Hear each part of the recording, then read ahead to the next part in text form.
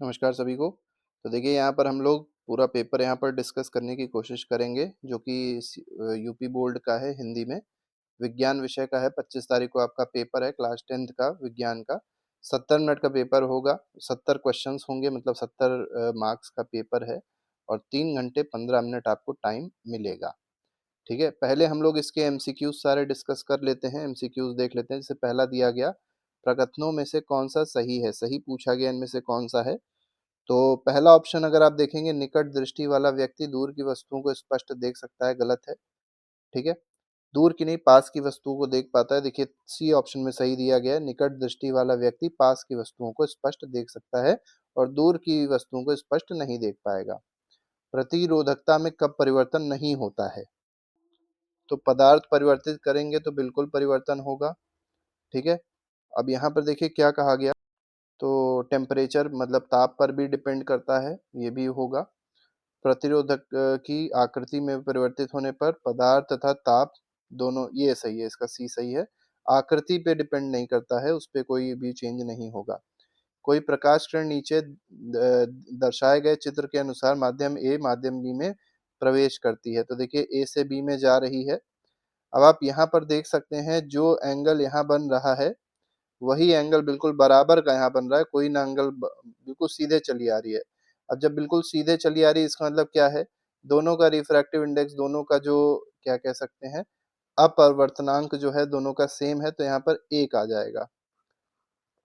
ऊंचे भवनों के शीर्ष पर लगे खतरे के संकेत लाल वर्ण के होते हैं। इन्हें दूरी से आसानी से देखा जा सकता है क्योंकि अन्य वर्ण की अपेक्षा लाल वर्ण का प्रकाश, तो लाल वर्ण का जो प्रकाश होगा इसके बारे में क्या चीज सही हो सकती है, धुएं तथा कोहरे द्वारा न्यूनतम प्रकीर्णित होता है, तो बी ऑप्शन बिल्कुल ठीक है। ठीक है, आगे बढ़ते हैं। किसी अवतल दर्पण पर आपतित सूर्य की किरणें दर्पण के सामने 15 सेंटीमीटर दूरी पर अभिसारित होती हैं। तो मतलब ये आपको क्या दे दिया गया, इसका फोकस दे दिया गया है।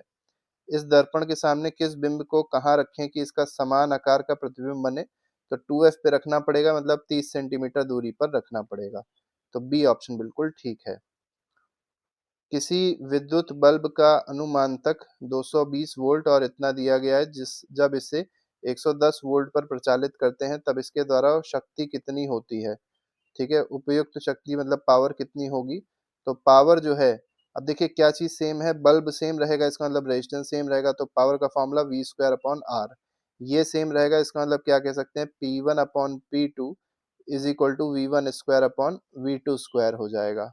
अब P1 कितना दिया है, देखिए 100 दिया हुआ है, P2 कितना दिया है वही हम लोग को निकालना है, इज इक्वल टू V1²। देखिए V1 कितना दिया था, 220 था, तो 220 इंटू 220 हो जाएगा, अपॉन 110 इंटू 110 हो जाएगा। ये जीरो जीरो, या इसको काट दिए, 2 से कटा, ये 2 से कटा, तो P2 कितना आ जाएगा, P2 आ जाएगा 100/4 मतलब 25 वाट। तो 25 वाट इसका डी ऑप्शन बिल्कुल ठीक है। अब देखिए यहाँ पर क्या दिया गया, यदि चित्र की व्यवस्था में प्लग से कुंजी निकाल परिपथ को खोलकर क्षैतिज तल ABCD, ये ABCD दिया है, पर चुंबकीय क्षेत्र रेखा खींची जाए तो एक ऐसी, मतलब मैग्नेटिक फील्ड पूछी गई, इसमें कैसी होगी, तो मैग्नेटिक फील्ड सर्कुलर ऐसे होगी, कंसेंट्रिक सर्कल बनेंगे इस तरीके के। ठीक है, तो सकेंद्री वृत्त यही सही हो जाएगा, कंसेंट्रिक सर्कल्स बनेंगे। आगे बढ़ते हैं। निम्नलिखित में से कौन से ऊष्माशोषी प्रक्रम हैं, ऊष्माशोषी प्रक्रम कौन से होंगे ये आपको यहाँ पर बताना है। तो मेनली सल्फ्यूरिक अम्ल का तनुकरण जो है नहीं होगा, शुष्क बर्फ का ऊर्ध्वपातन ये ठीक है, जल वाष्प का संघनन ये भी नहीं है, जल का वाष्पीकरण ये भी सही है। तो इसमें ये दो होंगे, दूसरा और चौथा। आगे बढ़ते हैं। अब देखिए यहाँ पर कुछ आपको यहाँ पर खाने का आइटम दिया और यहाँ पर उसके एसिड दिए हैं। संतरे में कौन सा एसिड होता है पता होना चाहिए, साइट्रिक एसिड होता है। इमली में कौन सा एसिड होता है, टार्टारिक एसिड होता है। सिरके में एसिटिक एसिड होता है। टमाटर में ऑक्सैलिक होता है। ठीक है, आसान था। अब यहाँ अभिकथन दिया गया, सोडियम हाइड्रोजन कार्बोनेट एंटा एसिड का एक संघटक है, बिल्कुल सही बात है। तर्क क्षारीय होने के कारण यह पेट में अम्ल की अधिकता को उदासीन करके राहत पहुंचाता है, ये बात सही है। एक्सप्लेनेशन भी सही है। ठीक है, तो इसमें अभिकथन दोनों सही है, स्पष्टीकरण भी सही है, बी ऑप्शन। अब यहाँ देखिए क्या दिया गया, XYZ दिया गया है, पूछा गया कौन सा कथन सही है। X एक धातु है, नहीं धातु नहीं है। धातु होने के लिए याद रखिए आउटर मोस्ट शेल में, मतलब बाहरी जो शेल होती है 1, 2 या 3 इलेक्ट्रॉन होने चाहिए। वाई एक धातु है, नहीं वाई भी नहीं धातु है। जेड धातु है और वाई जो है अधातु है। तो वाई अधातु है, जेड एक धातु है, बिल्कुल ठीक। अब देखिए यहाँ पर रिएक्शन दी गई है CH3CH2OH, मतलब ये इथेनॉल है और एसिडिफाइड KMnO4 और हीट यूज की गई और CH3COH बन रहा है।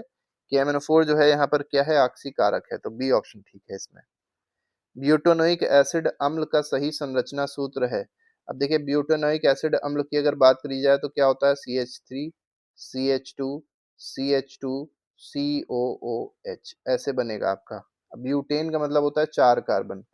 अब आप देख लीजिए 1 2 3 4 कार्बन है इसमें और याद रखिएगा 2 ऑक्सीजन COOH होता है। यहाँ पर अगर आप देखें केवल एक ही ऑक्सीजन है तो C डबल बॉन्ड O और ये OH, ये जो होना जरूरी है, तो बी ऑप्शन ठीक है इसका। ठीक है, थोड़ा सा हल्का बनाया गया है इसको।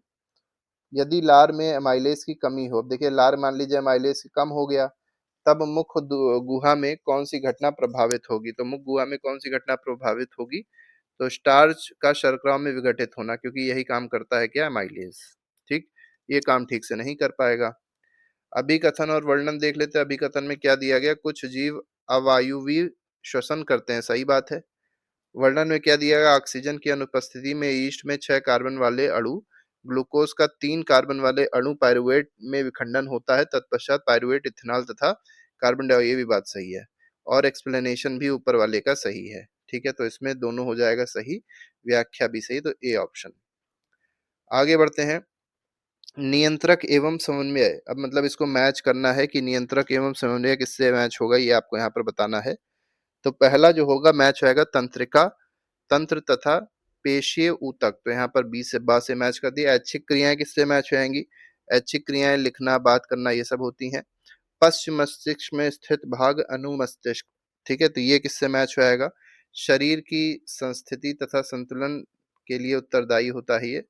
एंड्रीनल हार्मोन जो है अधिवृक्क ग्रंथि होती है, तो सा से मैच हो जाएगा, ये मैच कर सकते हैं आसानी से।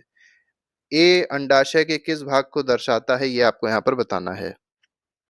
तो चलिए ये हम आपके लिए छोड़ रहे हैं, जितने भी डायग्राम हैं, ठीक है, जितने भी डायग्राम है उसको एनसीईआरटी वाले जितने भी डायग्राम है वो अच्छे से पढ़ लीजिएगा। ज्यादातर आपको कोई डायग्राम दिया होगा, डायग्राम बनाने को नहीं आएगा, एक आध हो सकता है कि डाइजेस्टिव सिस्टम का डायग्राम बनाने को आ जाए, लेकिन ज्यादातर डायग्राम में क्या होगा, आपको डायग्राम दे देंगे और पूछाएगा ये ए क्या है, बी क्या है, सी क्या है, ऐसे करके पूछाएगा। तो ये आप लोग कमेंट में बताइएगा इसका आंसर क्या है 17वें का। ठीक है, अगले में दिया गया, यदि मटर के गोल तथा हरे रंग के बीज वाले पौधे आर आर वाई वाई को झुर्रीदार तथा पीले रंग के बीज वाले पौधे आर आर वाई वाई के में संकरण कराया जाए तो F1 के बीज कैसे होंगे, तो F1 के बीज में क्या क्या चीजें आ जाएंगी, ये आ जाएगा और ये आ जाएगा। ठीक है, इसका मतलब राउंड आ जाएगा और येलो आ जाएगा, तो राउंड और येलो, गोल और हरे, तो सी ऑप्शन बिल्कुल ठीक है। चित्र किससे संबंधित है, अब देखिए ये एक चित्र दिया गया है, अमीबा जो है बाहर कुछ खाने की चीज रखी थी वो खा गया, इसका मतलब उत्सर्जन नहीं हो रहा है, विभाजन भी नहीं है, शोषण हो रहा है अमीबा का, तो सी ऑप्शन ठीक है। ऊर्जा प्रवाह होता है, देखिए एनर्जी का जो प्रवाह होता है वो कैसा होता है, एक दिशक होता है, यूनिडायरेक्शनल होता है, तो बी ऑप्शन इसमें बिल्कुल ठीक है। तो ये हमारा पहला सेट था, इसके बाद हम लोग आगे के जो सेक्शन है उसको डिस्कस करेंगे।